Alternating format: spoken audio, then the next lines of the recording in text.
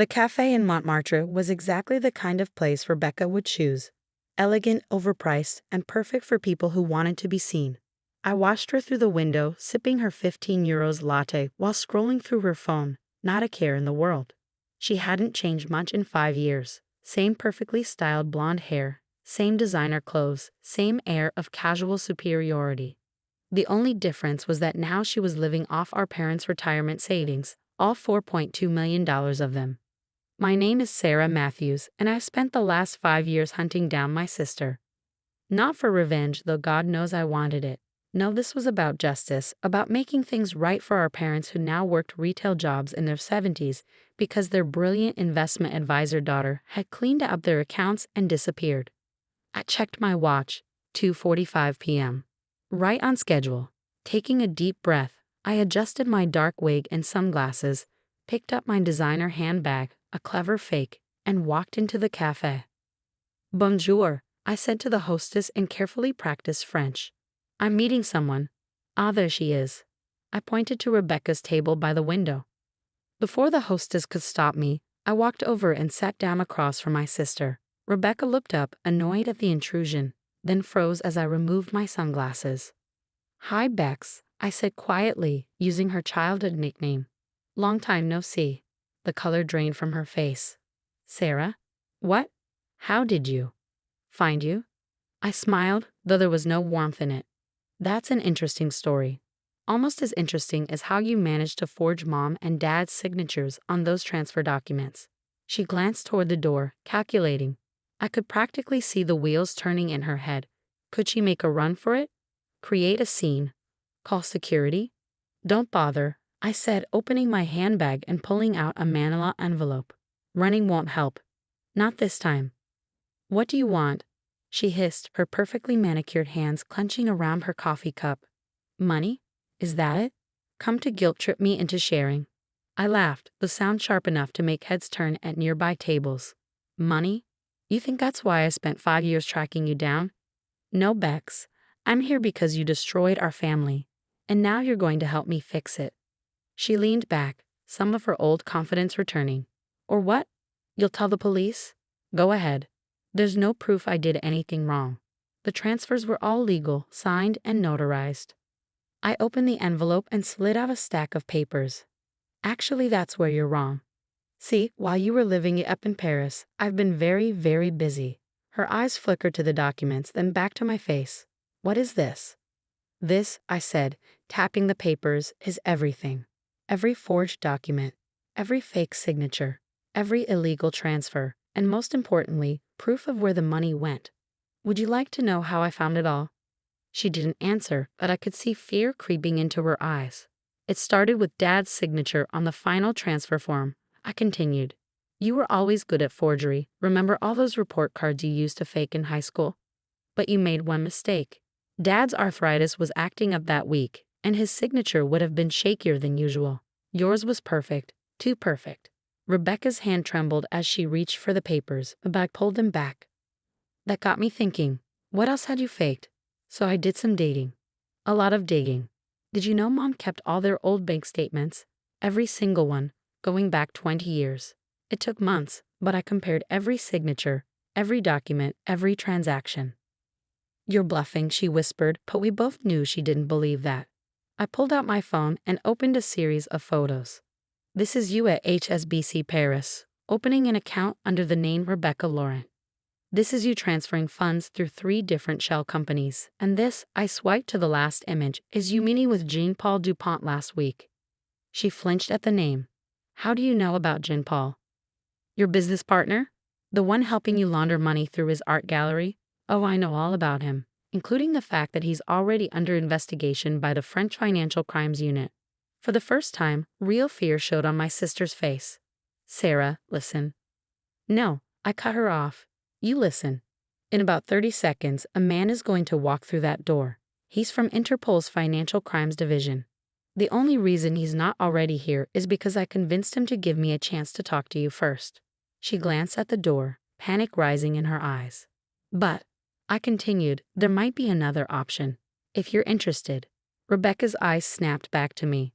What kind of option? I pulled out another envelope. The kind that keeps you out of prison. But trust me. Sister dear, you're not going to like it. The cafe door chimed as it opened. Rebecca's face went white as she saw the tall man in a dark suit walk in. Time's up, I said softly.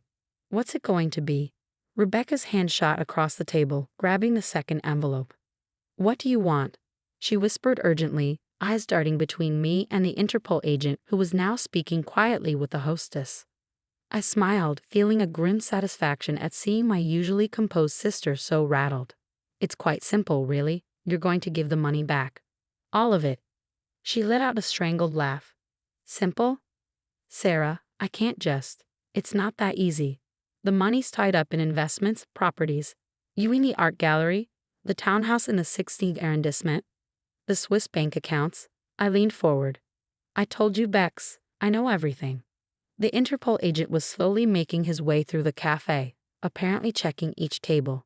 We had maybe 2 minutes left. Even if I wanted to, Rebecca hissed, I can't liquidate everything immediately. It would take time. 3 days, I said firmly. You have 3 days to transfer everything back to our parents' accounts. The routing numbers are in that envelope, along with instructions for how to make it look legitimate. Her eyes narrowed. And if I don't? I nodded toward the approaching agent. Then I stopped stalling him. Everything I've discovered goes to Interpol, the FBI, and the French authorities. You'll spend the next decade in prison, and Jean-Paul right along with you. You do that? To your own sister? My sister? I felt a surge of anger. My sister died the day she stole our parents' future and ran away to Paris. You're just the criminal wearing her face. The agent was just 2 tables away now. Rebecca's hands shook as she opened the envelope, scanning the contents quickly. 3 days, she asked, her voice barely audible. I nodded. And Rebecca, if you try to run, if you try to hide the money, if you do anything except exactly what those instructions say. I gestured to the approaching agent. Well, let's just say this is only a small taste of what I can do. She swallowed hard, then forced a smile as the agent reached our table. Mademoiselles, he said politely, I apologize for the interruption. We are conducting a routine check. I held up my hand, speaking in French. No need, Inspector Rousseau. My sister and I were just finishing our conversation. Weren't we, Bex? Rebecca clutched the envelope to her chest and nodded. Yes, we were. I stood up, gathering my things. Remember, 3 days. Don't disappoint me again. As I walked out of the cafe, I heard Rebecca engaging the inspector in rapid French, probably trying to appear normal, unworthy of suspicion.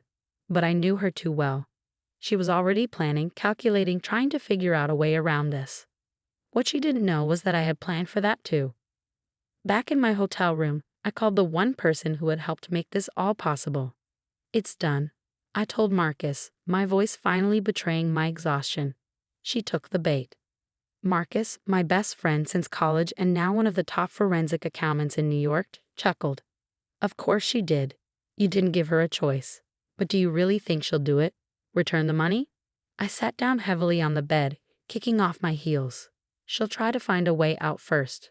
Probably contact some of her shadier friends, look for escape routes. But when they fall through because we've already blocked them all. Marcus interjected. Right. When she realizes she's truly trapped, she'll follow the instructions. Rebecca's a survivor. She'll choose losing the money over losing her freedom. And the inspector? He played his part well. I smiled, remembering the look on Rebecca's face. Perfectly. She never suspected he was just an actor I hired. Having him there made everything else I said more credible. Speaking of credible, Marcus said, his tone turning serious. What about the real authorities? You know she's actually guilty of everything you accused her of. I know, I sighed. But prosecuting her wouldn't get our parents' money back. This way, if she cooperates, everyone wins. She stays out of jail, our parents get their retirement back, and I paused. And you what? And I can finally stop hunting her, stop letting her take up space in my head. After hanging up, I walked to the window. Paris sparkled in the evening light, the Eiffel Tower beginning to glow against the darkening sky.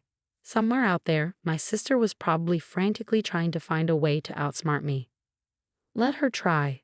I'd spent 5 years becoming an expert in financial crimes just to understand how she'd done it. I learned French, studied international banking laws, built a network of contacts in the financial world. I'd sacrificed my own career, used up my savings, dedicated every waking moment to this pursuit. Rebecca had always underestimated me. To her, I was just the quiet younger sister who played by the rules. She never understood that playing by the rules had taught me exactly how to break them when necessary. My phone buzzed.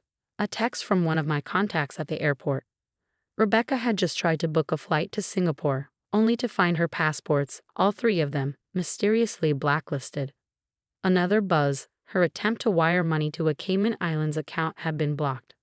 A third message, her call to Jean-Paul had gone straight to voicemail because he was currently in police custody on unrelated charges. Charges that would disappear once Rebecca returned our parents' money, though she didn't know that part yet. I smiled as the messages kept coming in. Every escape route closing, every backup plan failing. I'd spent 5 years building this cage around her, making it look like coincidence and bad luck rather than careful planning. By tomorrow, she'd realize she was trapped. By the day after, she'd understand that her only way out was through me. And on the third day, our parents would wake up to find their accounts restored, their futures secured. As for Rebecca, well, that would depend entirely on her next move. On the third morning, I sat in my hotel room watching the numbers on my laptop screen. 3 separate banking apps were open, each showing our parents' accounts. At exactly 9 a.m. Paris time, the first transfer came through, 1.2 million euros. My phone buzzed. A text from Marcus. It's starting. She's actually doing it. I didn't reply, my eyes fixed on the screen as more transfers appeared. By 9:15, the total had reached 2.8 million euros. Rebecca was cutting it close. She had until noon to complete the transfers according to my instructions. At 11:30, my phone rang. Rebecca. I've done it, she said without preamble, her voice tight. Every cent. Are you happy now? I checked the final totals. $4.2 million, exactly what she'd stolen. You did what you had to do, nothing more. So that's it, she laughed bitterly. You've ruined everything I built here, and now you just walk away. Everything you built? I felt my careful control slipping. You built nothing, Rebecca. You stole from our parents, from the people who gave you everything. They're working at Walmart at 70 years old because of you. There was a long pause. I never meant for that to happen, she said quietly. I had debts, and then an opportunity came up, and I thought I could double their money, make everything right. Save it? I cut her off. I don't care about your excuses. The money's back where it belongs. That's all that matters. What am I supposed to do now? For the first time, she sounded scared. I have nothing left. You have exactly what you deserve, I replied. But since you complied with my demands, I'll keep my end of the bargain. The authorities won't hear about this from me. Sarah, wait. I hung up, cutting off whatever plea or manipulation she was about to attempt. 5 years of pursuit, of sacrifice and determination, and it ended with a simple phone call. My hands were shaking as I dialed another number, home.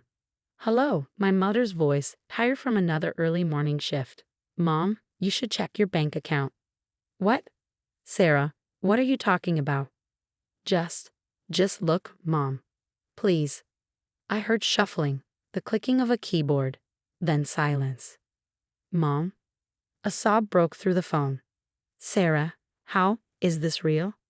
It's real, Mom, all of it. You and Dad can retire now. For real this time. But how did you? She stopped. Rebecca, you found her? Yes, I said simply. I found her. Where is she? Is she okay? Classic mom, still worried about her eldest daughter even after everything. She's fine. Better than she deserves to be, but she won't bother us again. After promising to explain everything when I got home, I hung up and walked to the window. Paris was bright and clear, the morning sun glinting off the buildings. Somewhere out there, my sister was probably already planning her next move, figuring out how to rebuild. That was who she was, always moving forward, never looking back at the damage she left behind. But this time, she'd be doing it without our parents' money, without the safety net she'd stolen. My phone buzzed again. Marcus, you did it. It's really over. I typed back, Not quite. One more thing to do. Opening my laptop, I sent a single email to Jean-Paul Dupont's lawyer. As promised, the evidence that would clear him of his current legal troubles was attached. Honor among thieves, even if they didn't know they were working for me. Then I began booking my flight home. But not before sending one final message, but one that would ensure she could never pull this kind of scam again. Ask Rebecca Matthews about the $4.2 million she stole from her elderly parents. Ask her what happened when her sister caught up with her. Petty, maybe, but sometimes justice needs a little help spreading the word. As I packed my bags, I thought about the past 5 years. I put my life on hold, spent every resource I had, learned things I never wanted to know about the dark side of international finance. Was it worth it? My phone buzzed one last time, a photo from Dad. He was holding his retirement notice, grinning like I hadn't seen him grin in years. Mom was beside him, crying happy tears. Yeah, it was worth it. That evening, as my plane took off from Charles de Gaulle Airport, I looked down at the city where my sister had hidden for so long. Paris would recover from Rebecca Matthews. Cities always do. Just like our family would recover, stronger now that the wound had been cleaned and bandaged. I thought about Rebecca, probably already working on her next reinvention. Part of me wondered if I should feel guilty about taking everything from her. But then I remembered our parents working doubles at minimum wage jobs because their daughter had stolen their dreams. No, I decided. Rebecca had made her choices. Now she had to live with the consequences. As for me, I had a family to go home to and a life to restart. 5 years of obsession and pursuit had changed me, taught me things about myself I never knew. I was stronger than I'd thought, more capable than anyone, including Rebecca, had ever given me credit for. My phone buzzed one last time as we reached cruising altitude, a text from an unknown number. "This isn't over, little sister." I smiled, typing back, "Yes, Rebecca, it is. And if you ever try anything like this again, remember, I'll find you. I'll always find you." Then I turned off my phone, ordered a glass of champagne, and watched the sun set over the clouds. Sometimes the best revenge isn't about destroying someone. It's about protecting the people they tried to hurt. Our parents had their future back. Rebecca had her consequence. And me? I had my peace.